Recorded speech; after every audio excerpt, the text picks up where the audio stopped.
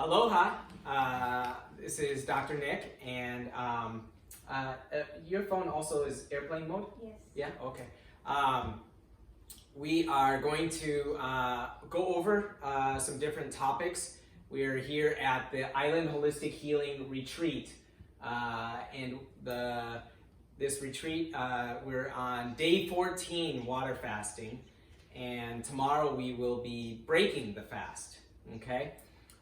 So today we're going to go over a little bit of the very important topics to cover when it comes to refeeding after an extended period of water fasting. Okay, so some of the things that I want to cover when refeeding, we want to focus on some of the things that we've been lacking. Okay, so should we have Dan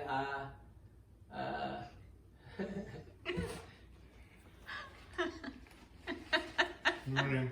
It's too comfortable, that chair, isn't it? Yeah, thank you.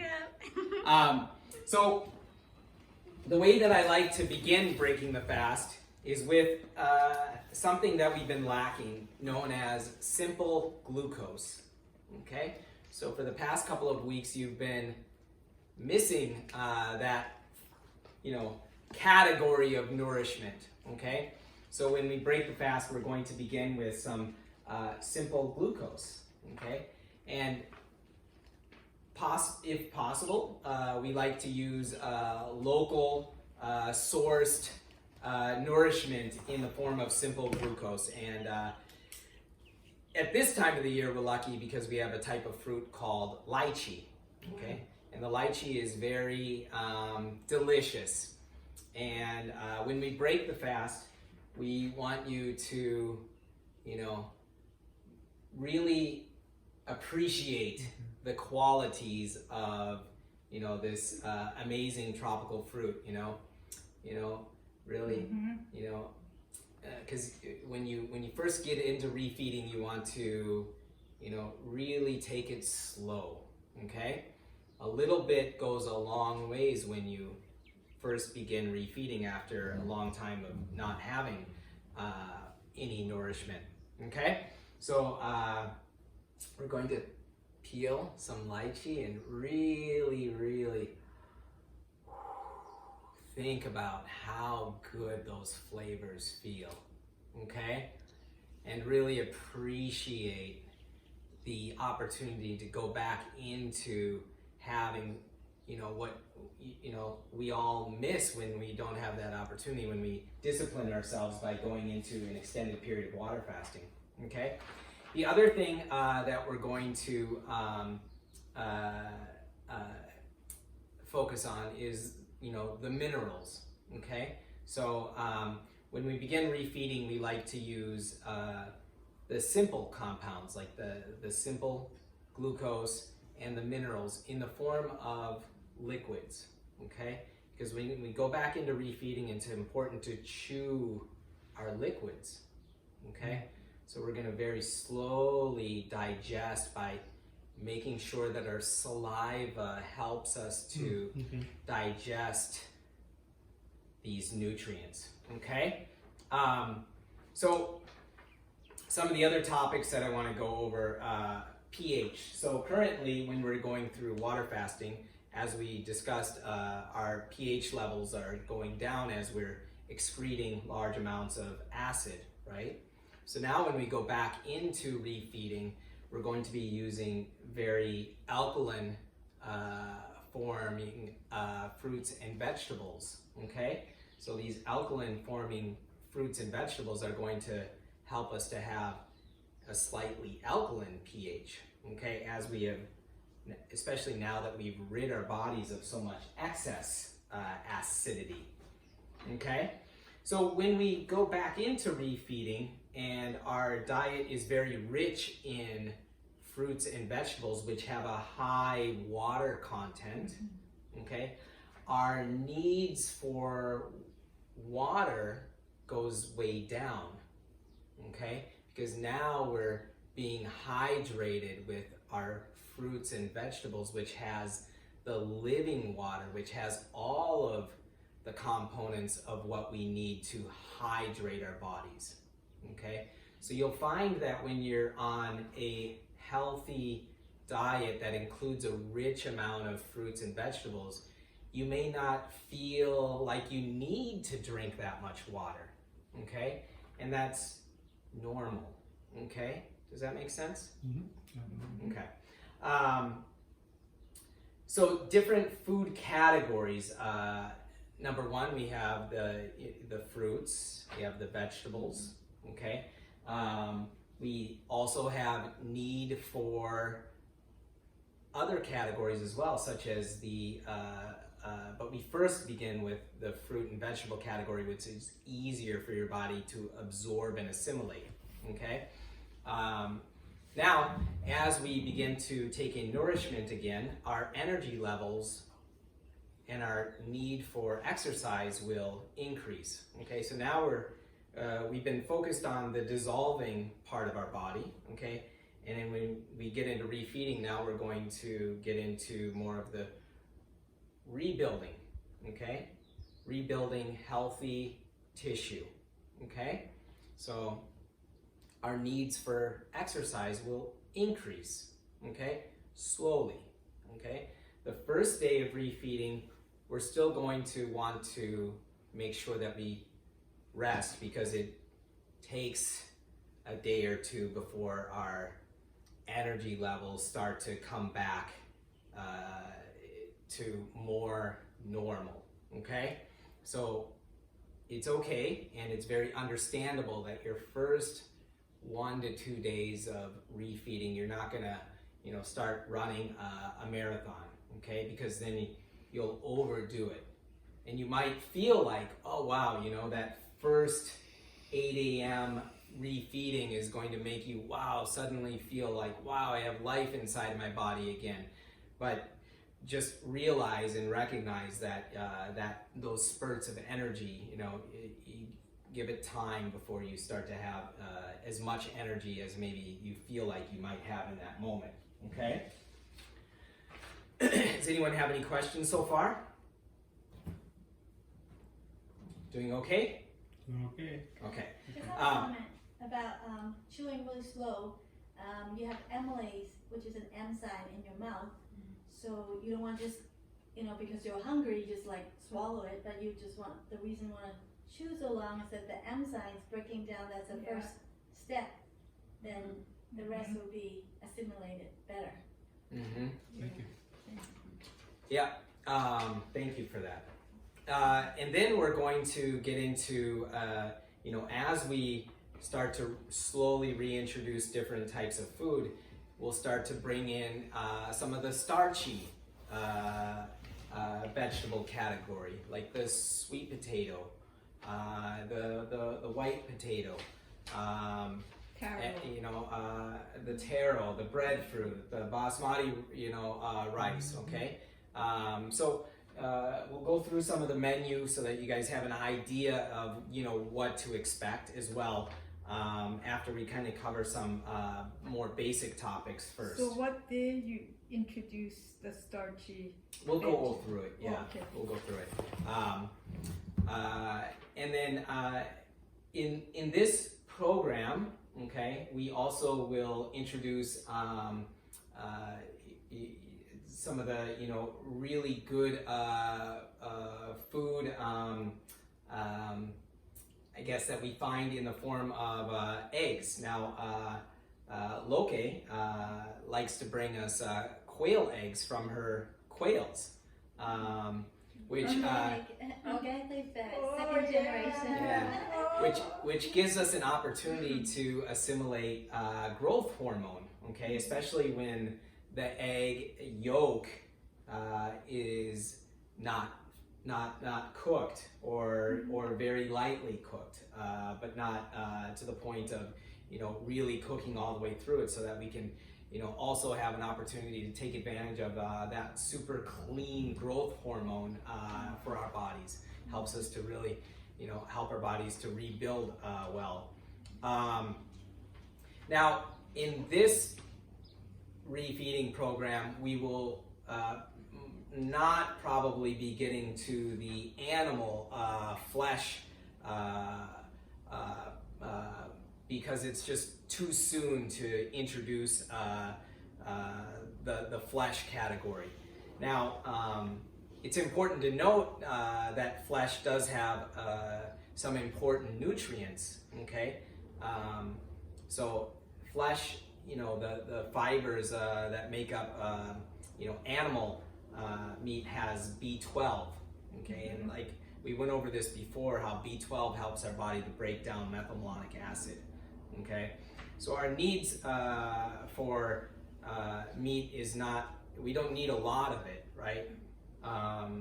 But we need a certain amount so that our body has enough B12 to break down methylmalonic acid. Oil. We will introduce you also to avocados. Avocados are a great source of fatty acids, okay? We prefer not using a lot of oil that's been an extracted type of oil, that's been a processed type of oil, but we do use small amounts. Pans, it's important to, when you're cooking, to have non-toxic pans to prepare your food with. I recommend the ceramic pans, which have a ceramic non-stick, non-toxic coating, and you don't really need to use a lot of oil because a lot of the juices from the vegetables help you to be able to cook without really needing lots of oil. Okay, now also your gut has become very clean, so now you have the opportunity to rebuild very healthy bacteria, okay? And the temperature of the gut is perfect for recreating good bacteria, so a lot of people have the idea that you actually have to take bacteria in an extracted form in order to have healthy gut flora, but the truth is that one of the main benefits of fasting is being able to repopulate your gut with a new slate of bacteria, right? And the fruits and vegetables are the perfect foods to actually rebuild that healthy bacteria. And an interesting thing to understand is it's very easy to have an overpopulation of unhealthy flora, okay? But if you wipe the slate clean, it's very easy to reproduce new healthy bacteria, okay? It's actually not that difficult or complicated. It's as simple as cleaning the slate with water fasting and eating a healthy diet rich in fruits and vegetables. Can I ask you a quick question from something Yes. you said before? Just going back to the flesh consumption part, how long would you advise, once you've gone through a program like this, to start with a little bit of flesh? Would it be like chicken or beef or? Yeah, good question. You definitely wait a couple of weeks. Okay. The interesting thing is that most of us have, at some point in our lives, most people, okay, especially that have been brought up in modern, civilization, we have overconsumed that category, So the interesting thing is most human beings, because we've overconsumed that category, can actually go quite a while before we actually, quote unquote, need, because of becoming deficient in B12. It takes 2 to 7 years for someone that is gone from eating flesh to now has decided I consume zero flesh. So most vegans, will do very, very well on that diet because they've eliminated that excess part of their diet, and they have not reached a need of B12 because of a deficiency, you know. So 2 to 7 years for someone who has overconsumed to actually needing that category again based upon clinical evidence, right? But yeah, that being said, because of the, you know, rebuilding and reintroducing nourishment into this body, you do want to wait at least a couple of weeks because it's takes a lot of energy for your digestive system to break it down, okay? The protein molecules in the animal category are a more difficult, challenging process to break those molecules down. And right now we want to focus on still allowing this system to not be overworked, okay? So there's that balance, right? We need sufficient vitamin B12 levels, and I personally prefer to have that source be in the form of nature, okay? I'm not personally the type of person who would prescribe to supplementation. So that being said, you know, rebuilding this healthy gut, our need to kill things goes down, right? Because when we have a healthy gut flora, then our need to kill things is reduced. So while we've been doing the water fasting program, we've been introducing different therapies to help to eliminate, advanced therapies to help with the elimination process of excess. But when we get into the refeeding category, we want to focus on, you know, having that healthy gut flora, and, you know, maybe we still need to, you know, help eliminate some things, but our need for that should be much lower. Now, during the fasting part of the program, we focus a lot on, you know, feeling pulse and blood pressure and, you know, these important vital signs. For the first couple of days of fasting, it's still good to see, you know, how the body is responding, you know, in your vital signs. But now it becomes more important to observe, you know, how this feels. Okay, less important about, you know, because unless, you know, we have somebody here who has, you know, very challenges with their cardiovascular health. But now when we go into refeeding, it becomes important to take note of how things are here, okay? So one of the important things to consider is when we think about our stools, our bowel movements, right? Paying attention to, you know, the consistency, how often we're having bowel movements, how it smells. Does it have a foul odor, or does it have a pleasant odor, right? If we're eating a diet rich in fruits and vegetables, our stools typically are not going to have a foul odor unless there's some sort of infection or something else, you know, disease-wise going on. Because as the system gets cleaner, you know, our stools, you know, shouldn't be, you know, you know.